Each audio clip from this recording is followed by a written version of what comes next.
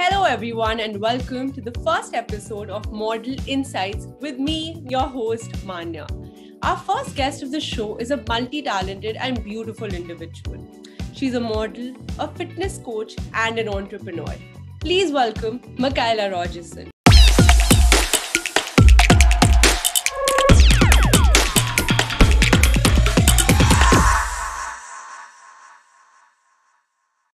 Hi, how are you today? Hi everyone, I'm doing pretty well. It's a nice early morning here in Canada and we're just getting ready to start our day. Okay, so let's start with you introducing yourself to our audience. So my name is Michaela Rogerson. I am a internationally published and self-managed model from Niagara, Canada, and I have been modeling for about almost 6 years now. I've walked international runways. I've represented Canada and Italy. I've had my son over the past couple of years, and now he starts school this year. So yeah, that's a little bit about me. I run Our House Agency, which is a talent agency and development company here in Niagara as well, where we help build careers for models, dancers, actors, anything in the industry, whether you're a photographer or makeup artist as well.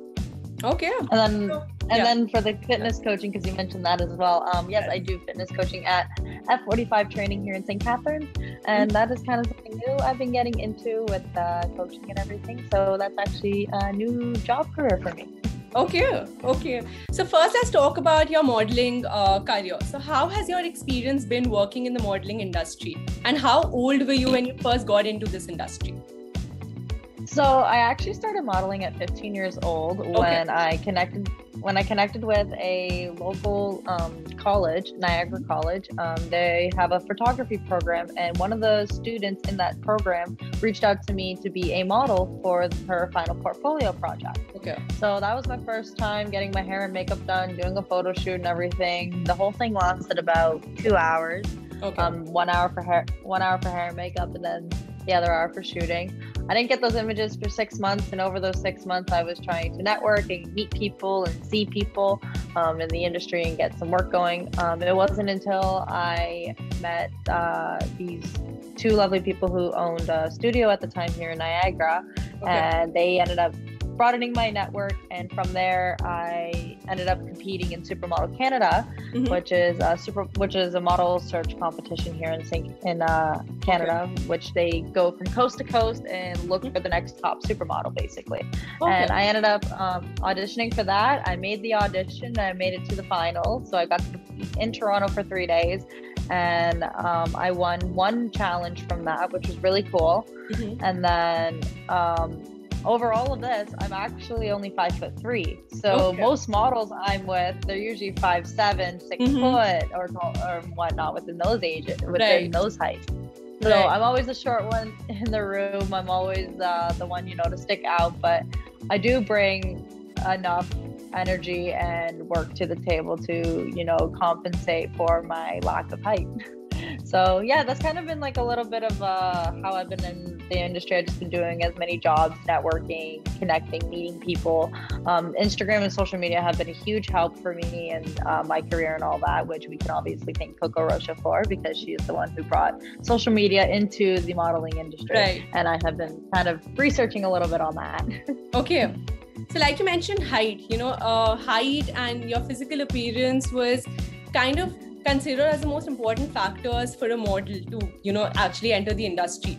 As you mentioned, you're 5'3", but you're doing pretty well in the industry. So what would you say are the main factors required to become a model?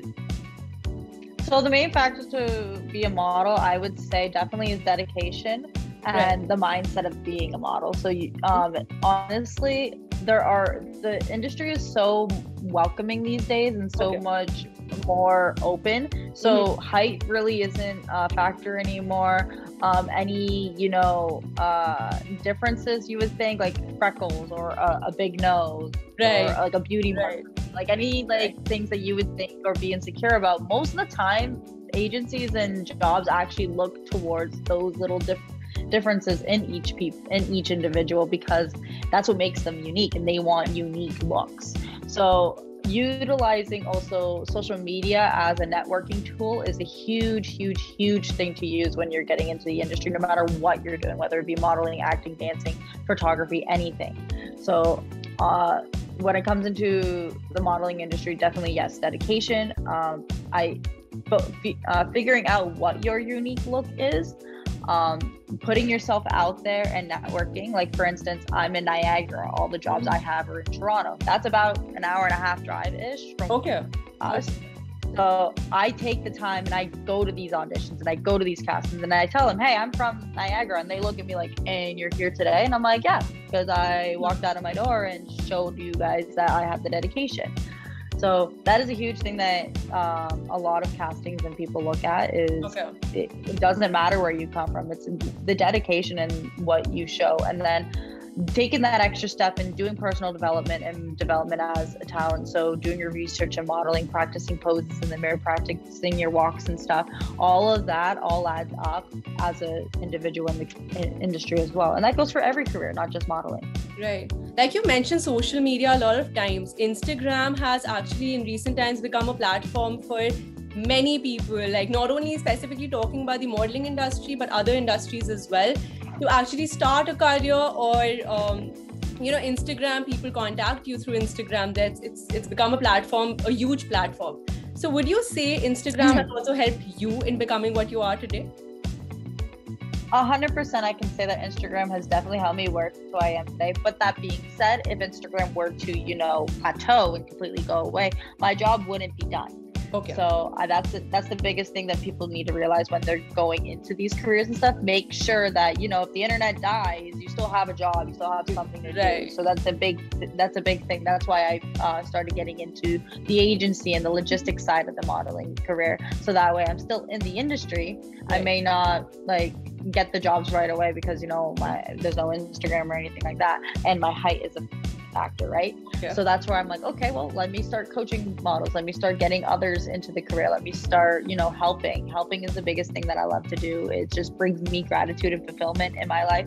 And I'm seeing someone else build themselves up from me being able just to, hey, I showed you that, or hey, I connected you to that person, and now they're walking New York Fashion Week or something, right? So that's a huge thing. So yes, social media has been a big factor. It has brought me to where I am and has connected me with people I've never even thought I would have connected with. Like for instance, Coco Rocha, she's actually contacted me on Instagram. Oh really? So wow. Okay. Right? So she's actually contacted me on Instagram, which wouldn't have been an option if I didn't have Instagram, Exactly. So little things like that. Instagram has opened up a lot of doors. And social media altogether has opened up a lot of doors. Because if it's not Instagram, definitely TikTok will open up a lot of doors for people because the video content and everything. Right. So you started your own modeling agency as well. How did that journey begin? So that started in 2018 when I had my own little modeling team. We were called Our Models, and I just helped mentor them, point them in the right direction, help them get a few jobs, a few shoots, connect them with people. And from there, we ended up expanding into a representative and development agency. So we are now able to coach, mentor, guide models, talent, photographers, makeup artists, everything under the sun, basically in the right direction for them to start their careers, no matter where they are in their career. They could be just starting out. They could have just bought their own camera right yesterday, and we can help and network and help them build their skills in whichever way they want to bring their career. And we're completely inclusive and completely open to all genres, all people, all everything. So is your agency based in Niagara or Toronto? Yes. So we are the only agency here in Niagara, and that is the biggest thing. So us being the only ones here in Niagara, there were other ones that were smaller and whatnot, but they have kind of closed down over the years. Okay. So my business partner and I are kind of taking this area by storm and taking our contacts that we have from Toronto, plus we have a few contacts in the United States to help us expand and grow us as an agency. Oh, that's a huge advantage being the only the agency in Niagara then. Plus you've got contacts in Toronto since you work there quite a lot. Right. Exactly. So the biggest niche about our agency is the the fact that we're more than just a representative agency, and we more than just, you know, a talent like coaching agency. Like, we completely develop models. Right. Like, if a model or an actor comes to us and they're like, hey, I need a portfolio, we'll get them their portfolio, update their portfolio continuously. We will promote them, do networking, do advertisement, and can keep building them. And once they're locked into our network, we grow them, and they're completely there, and they get to network with people. They get to be part of our events. They get to be a part of events, shows, everything. And that's one of the biggest things that differs us from other agencies, is that other agencies take their money and like, hey, here are your photos, have fun. We don't just take your money and run. We take your money and help build you with that. Mm-hmm. Yeah, we build more than just the career. We build a relationship with our clients, and we want to make sure that they're completely, it's a family. We're our home, our house. Mm-hmm. Yeah, that's kind of how we look at it. We want to, it's opening, it's building, and that's how I look at it with everybody. That's great. So moving ahead, let's talk about your journey as a fitness coach. So were you always into fitness, or did that happen later on after modeling? So I actually have been a huge athlete back in my school days. So at the age of like 9 and 10, I was doing cross country and track and field in school. And I also did soccer, basketball, volleyball, every sport that you name that schools offered, I usually played it. I was huge into athletics. I love playing sports. I love being active. I'm very much a tomboy. I used to have my head shaved because like I was getting so sick of the hair getting I was getting sick of my hair getting everywhere. So I'm like, you know what? We're shaving it. We got sports to play. So it was fun. It was great. I played sports from the ages of 8 to about 15 when I had my injury. I ended up playing a scrimmage game of football at my high school on lunch with a couple of friends. We don't have a football team, so we can only do lunch scrimmages. So I tore my ACL doing that. It was not fun. So my knee was kind of out of commission. My leg was kind of out of commission for a little bit there. But I ended up getting back into dance after that. And then from there, I kind of took a break. I had my son. Then I got back into dancing after having my son, and then I couldn't afford it anymore. So I started just doing my own workouts over COVID because I wanted to get back into shape. And then over COVID, I just was doing home workouts for the longest time. And then gyms now opened up, and I've made a few connections. So I do ambassadorship at now a yoga place. I ended up getting hired as a model for F45 training and then Herx Nutrition. And then they both ended up hiring me. One, F45 hired me as a coach, so now I coach there. And then Herx Nutrition has now hired me as a cashier in stock for one of their locations in Niagara. And I also run their TikTok account. So I started out as just being a model and a promoter for them, and then they hired me on in the company. Right. Yeah. So if I were to ask you what you prefer and what you like the most out of, these two professions, either fashion modeling or fitness coaching, what would you say you prefer the most? I would prefer, honestly, I do prefer the fashion modeling more. It's a lot more fun. Because I like being a canvas. That's how I look at myself. I'm the canvas that the artist gets to work with. So put the clothes on me, do my makeup, do my hair, and then I go present. That's how I like it. I love doing that. It's a lot less stress on me. I just kind of stand there as a doll and I get my stuff done. Where on the flip side with the fitness and coaching and all that, I love fitness coaching. I love being healthy and active and stuff, and showing my little man what to do, and he joins me in my workouts and stuff all the time. He does. So modeling is more of my profession and my job, where fitness coaching and fitness modeling, yes, is a job and a profession, but it's more of a hobby. Passion. And more of just something fun for me. They're both fun. I love both.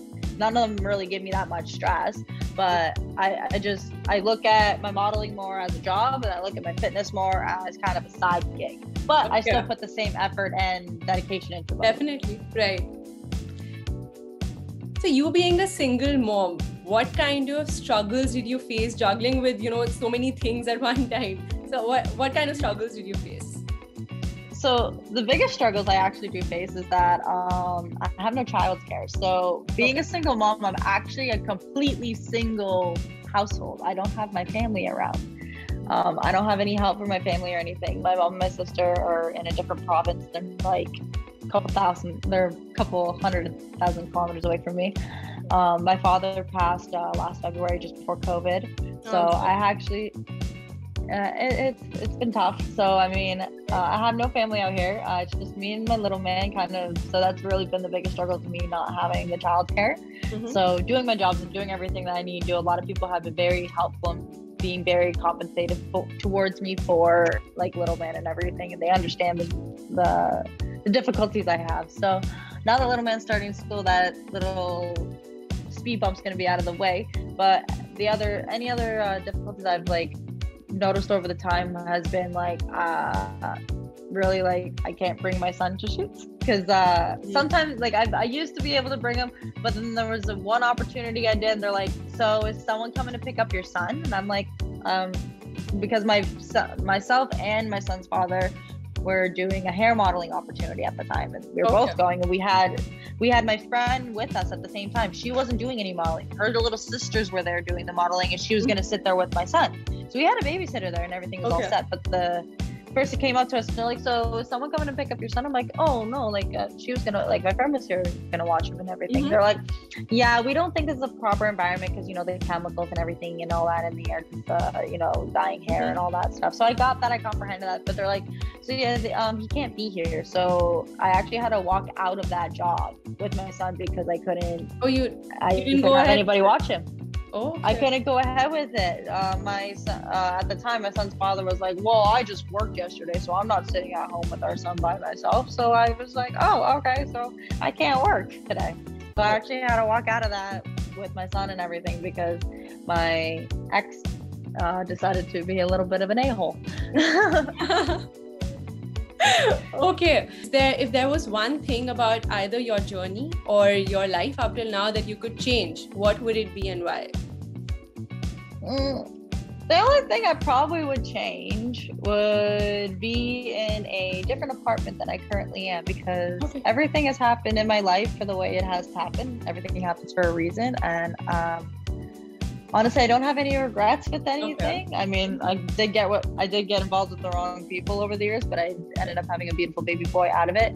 So yeah, the only thing I could say that I would like to change would be where I live, because there's so many bad memories and bad vibes there that I just want a fresh start for myself and my son.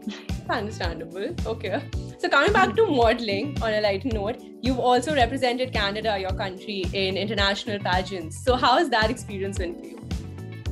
So that I ended up getting scouted by the Miss Progress Canada director. Her name is Saska. So she ended up finding me at the Supermodel Canada competition, and she kind of went around and asked everybody, who do you think would be the best candidate to represent Canada in this pageant? So the pageant is Miss Progress International. It is solely about progress in your country and your world. So it's focusing on building a project to bring back home and, you know, put out there. So my project that I presented to the board was Safe Haven. Safe Haven is going to be a nonprofit organization to help victims of domestic violence and abuse kind of rekindle and bring them back into humanity. So it's bring community back and bring humanity back into the community, giving resources and tools and programs and activities for these women to make them feel, you know, one with society and welcomed and all that, because I have been a victim of domestic violence and I know how it's been to be there and all that. I've lived in a shelter over the time as well during it, and I want to give chance and give back to the women who have been struggling and have been in a rough spot. And right, so just because they're in a bad spot physically, they don't need to mentally be in that bad spot, and I want to help bring their mentality up and give them skills and stuff that they can use every day for them and obviously their kids, and help build up their families. So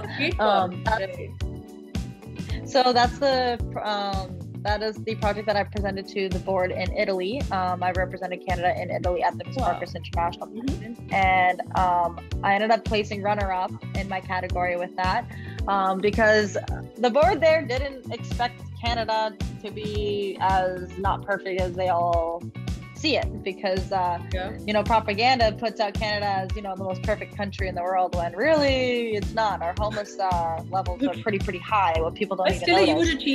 Still a huge achievement to exactly and reach where you actually reached. It's a huge achievement. Exactly. It was my first ever pageant. I've never competed in pageants before. I was actually right? So I was also 2 inches under the height requirement. So I'm 5'3". They wanted 5'5" girls, and they just let me compete. So I was grateful and honored for that opportunity, and to come out with runner up is a whole other experience. Definitely. So that's basically how the pageant runs. You present your project, you do a couple things, and a couple activities and stuff while you're there. You get to it's focused on environmental health and human rights and stuff. So when you're there in Italy for the pageant, they're literally teaching you and bringing you to all these workshops about those 3 different categories. So it's a beautiful pageant. It's not a beauty pageant whatsoever. It's focused on your brain and your smarts and what you want to do for your country. So that's the other thing I really liked about it. So apart from this, are there any causes or non-profits that you believe in? So for nonprofits that I believe in, I recently just donated all of my hair to Wigs for Kids. I cut off 19 inches completely. My hair was 3 feet long down to my bum, and now it's just up to my shoulders. And I donated 16 of that to Wigs for Kids. So now some kids can beautifully have my hair and have some wigs and feel confident and love themselves more. So nice. Mm-hmm. And then the other nonprofit that I work with is Breakfast Clubs Canada, and their goal is to make sure that every single kid in Canada has breakfast every single day. So so I've worked with Breakfast Clubs Canada when I was in school, when I was in elementary school, and I was actually volunteering and helping cook these breakfasts for these kids at my own school. So I'd be making breakfast for like 50, 60 kids every single morning when I was in like grade 7 and 8, because I loved helping others and I wanted to make sure that everybody else was filled and happy.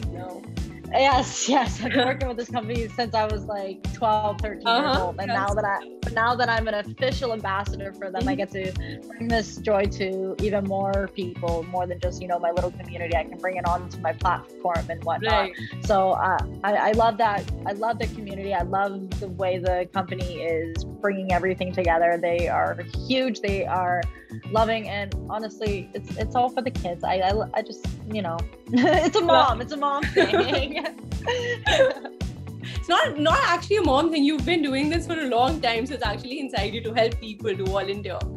I think that's great. It is. I have found my calling this young, that I have been put on this earth to just help people. I'm able to take skills and learn skills very, very quick, and then teach those skills right after. So I've kind of realize that I'm kind of like an educational sponge, and I'm here to serve and teach and deliver and build other people up, because that's just what I do. I just love helping others. I love bringing gratitude to others, seeing someone win something or achieve something just because I was able to help them, or they just did it on themselves, just brings me full fulfillment and gratitude in life. And I just noticed that's why I've always been a volunteer, and that's why I've always been a helper. Like back in I have an award in grade 7 and in grade 8 from they're both the most outstanding contribution awards, which are the voluntary awards in my school at the time. So I ended up getting those for 2 years straight. Wow. Because I just did nothing but volunteer, because that's all I ended up doing. Clearly, if you see right now also, what you're doing is helping people. Like you started with modeling, but now you have a modeling agency to help people achieve their dreams. Then same with fitness. Exactly. To help people achieve their dreams.